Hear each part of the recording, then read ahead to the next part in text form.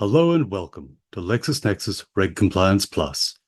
My name is Michael Nelson, and I'm your Customer Experience Manager.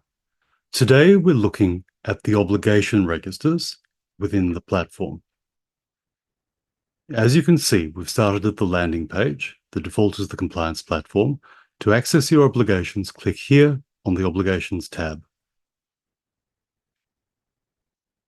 When you do, you'll find the default view is the register that shows all of the obligations at the core level to begin with within your subscription.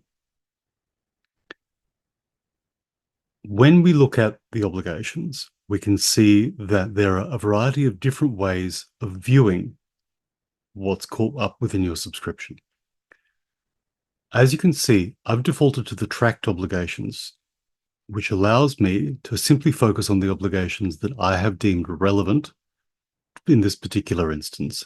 To view all of your obligations, click here, and that will reveal the entirety of your subscription. On the left-hand side, you'll be able to access particular obligations by search terms or through the identification number. You'll be able to toggle between active and archived or including both. You can search within particular modules. You can focus on a particular jurisdiction. And as you can see at the bottom, we're trialing industry filters that respond to the other filters that you put in place. The filters are dynamic, that allow you to focus on a particular element of your subscription. The filters that you've selected appear here. To the right-hand side, if you'd like to access beyond the core obligations and see the sub-obligations as well, click on the Expand All function. The next filter across allows you to filter the editable fields that are available in your obligations registers. So if, for example, you'd like to filter by compliance status and or owner and or risk impact that you've assigned, risk likelihood that you've assigned, all of these are available to you, again, to allow you to focus on the information that's purely relevant to you at a given point in time. To the right-hand side, there's a drop-down that allows you to sort the order by default. Now I'm going to clear that filter and clear this filter and dive into one of the obligations themselves so you can get a sense of the nature of the content. The first thing to look at when you're looking at a module is the overview.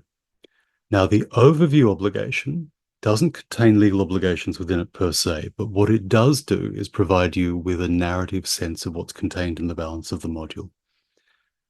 You'll see that depending on the nature and scope of your subscription, there will be obligations that inform and support and complement each other, looking around the same topic.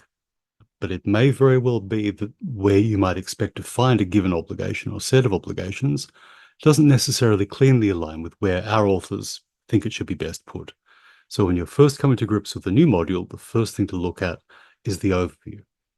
From there, you can see we have core obligations, such as becoming an approved provider or maintaining approved aged care provider status, and beneath each of those are sub-obligations. A core obligation will capture the headline elements of a given topic. What the sub-obligations do is pick up each of those particular headlines and expand on them in much more particular detail. So let's dive in and have a look at an obligation. On the left-hand side, you'll see a slider that allows you to move quickly and easily to particular fields. And as you get more familiar with the content and you want to know what the consequences of a breach might be, or what controls you might want to put in place in relation to a particular obligation, you can use this slider or the link here to be able to carry you from one spot to another. Because we're at the core obligation level, the first thing you'll see in these fields is the related sub-obligations. So if you land here and just want to look at approved provider specialization and focus on that, you can click on that and that will take you directly to that particular sub-obligation. You'll see that this is opened up in a new tab. So if you need to go back to your register, simply go back to the preceding tab at the top. Now, the first field you'll get to, if in the event that it's a sub-obligation, the second field if it's a core, is the description. This sets out what this obligation is about. The content is based around topics, and it allows you quickly and easily to understand what an obligation does and whether or not it's appropriate for you, rather than having to look at it through the lens of, say, for example, a compliance source and try and understand which particular elements of that compliance source might be relevant and their interrelationship between other acts and regulations and rules and so forth. So in this case, provider must obtain verification before claiming to be a specialized aged care service provider to 9 special needs groups. The language here is deliberate. Where we use the word must, it means there is a legal obligation or some other sort of mandatory requirement beholden on you. Where we use should and may, that reflects the view that our legal experts and our content team and our technical writers have formed about what best practice looks like. The next field captures this as a question. So in this case, has the provider obtained verification before claiming to be a specialized aged care service provider? This is useful in the event that you're building attestation questions in terms of a compliance review down the track. It saves you having to build the questions yourselves because you know these relate to the particular obligations that you've deemed relevant. The next field is the guidance field that sets out what compliance looks like in relation to this particular topic. And it walks you through each step in the relevant processes, from for context, how to apply for verification, and how to complete verification. The next field, remedial action, sets out what controls might be appropriate in order to mitigate the likelihood of a breach or the effect of that breach, should it land, so that you can begin to both health check your existing control library and also potentially expand that out where appropriate to make sure that you've got adequate controls in place. The next field, the consequence field, will always capture the maximum penalties that might be available to regulators or the courts in the event that you're found to be in breach.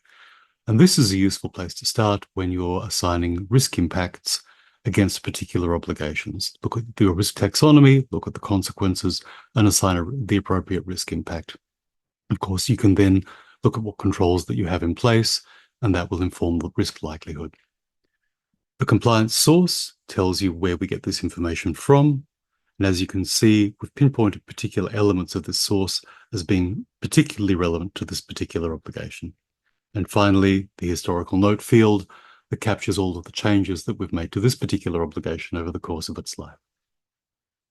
On the right-hand side under basic info, this tells you which module you're in, which jurisdictions this obligation is relevant to, when it was most recently updated, whether it's active, so it still has obligations that are irrelevant, or whether it's been archived, and finally the obligation ID. The next field to look at is the related alerts. As you may be aware, when we identify reg change, the first thing that we do is look at which particular obligations within which particular modules might be affected by that regulatory change and link that reg change to those obligations. So if you had carriage of this particular obligation, you could click on related alerts and see what's changed in relation to this. So in September of last year, the Department of Health, Disability and Aging issued the specialization verification framework, and there were updates in relation to the obligations that were captured in the October monthly summary.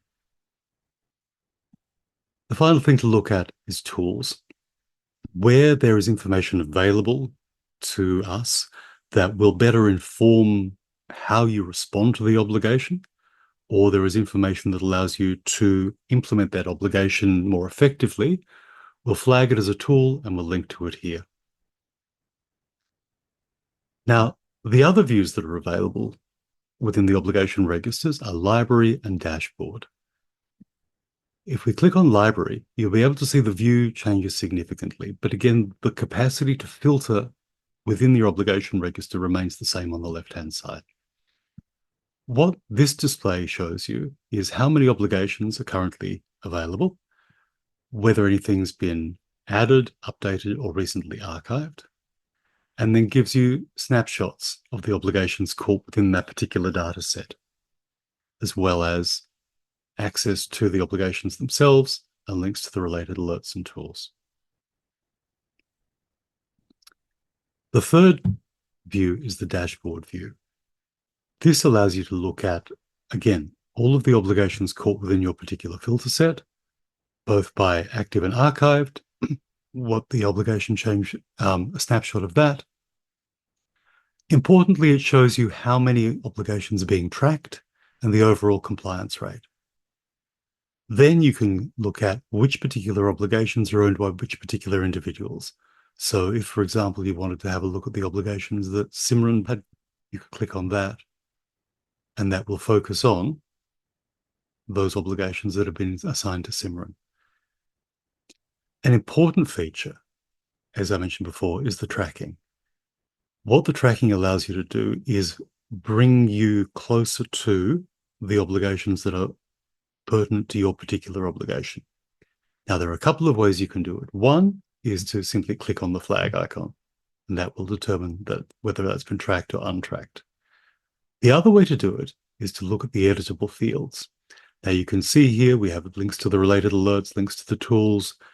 From the right of tools, these are fields that are editable by you, where you can determine compliance status by clicking on any of the editable fields, and it will provide you with this pop-up window where you can go from compliant, not compliant, partially compliant. You can assign one or multiple owners. You can look at a review date. You can look at the risk impact. You can look at the risk likelihood. And you can nominate a control. Now, one feature that you'll be able to take advantage of here is by creating a URL from your control library that might be available to you through something like SharePoint. You can drop the control in here and then select it all, right-click, and that will take you to where that control library is kept. Or alternatively, you can flag other ways that the appropriate controls are associated with this obligation. And then finally, on the bottom left-hand side, there's that capacity to track the obligation again. Once you've saved that, those changes will then populate.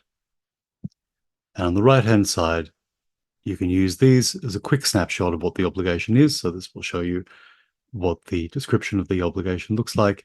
And to the right of that, you can then access the editable fields again. Thank you for your time. For more information on the platform and its functionality, please reach out to your relationship manager or go down to the Pendo help desk at the bottom right-hand corner, and you'll be able to access other supporting collateral.